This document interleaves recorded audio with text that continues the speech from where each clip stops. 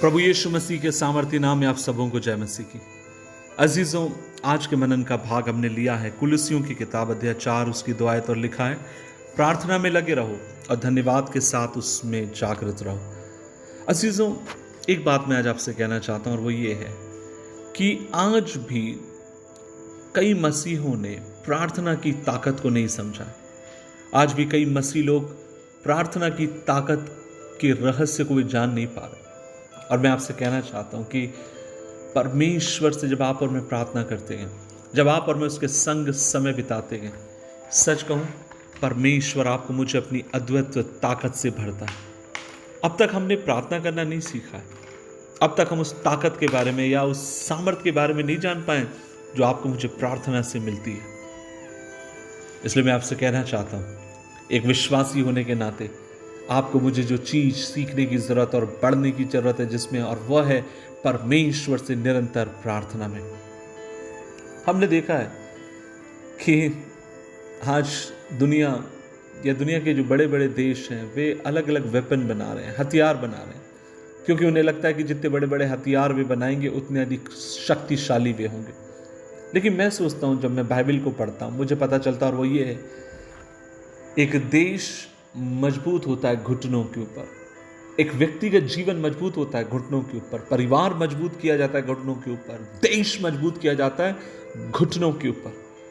और जब आप और मैं अपने घुटनों पर होते हैं, परमेश्वर आपकी मेरी प्रार्थनाओं को सुनकर आपको मुझे हथियार के रूप में इस्तेमाल करता है।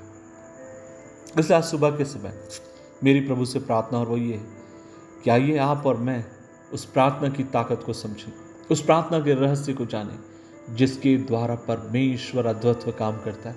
किसी परमेश्वर के भक्त ने इस प्रकार से कहा, प्रार्थना में हम उस हाथ को हिलाते हैं या प्रार्थना में हम उस हाथ को चलाते हैं जो सारी दुनिया को चलाता है।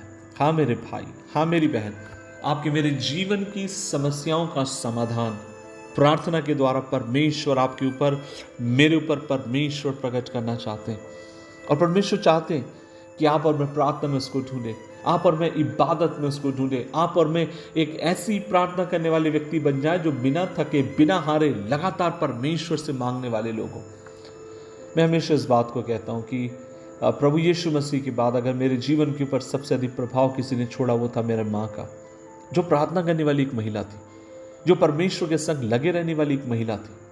मुझे अभी भी याद है कि उसके जीवन के अंत के क्षणों में जब वो धीरे धीरे मर रही थी और कोमा में जा रही थी, मुझे याद है वो प्रार्थना करना बंद नहीं करती, वो वचन खोलकर पढ़ना बंद नहीं करती, लेकिन वो लगातार अपने आप को उसने प्रार्थना में, आराधना में, परमेश्वर की इबादत में उसमें लगा के रखा। और उसके फल स्वरूप आज परमेश्वर ने हम सबको आशीष दी, हमारे घराने को प्रभु ने आशीष दी है।